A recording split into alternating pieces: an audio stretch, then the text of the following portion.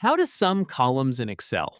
This tutorial shows you a couple of ways to quickly add up a column of numbers. First, open Microsoft Excel on your computer.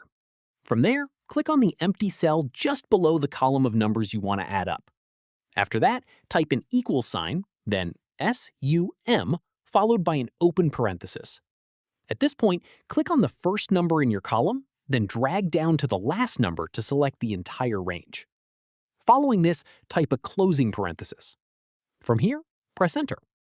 Once entered, that cell displays the total of every number in the column you selected. If you'd rather not type the formula manually, there's an even quicker way using AutoSum. At this stage, click on the empty cell below your column again.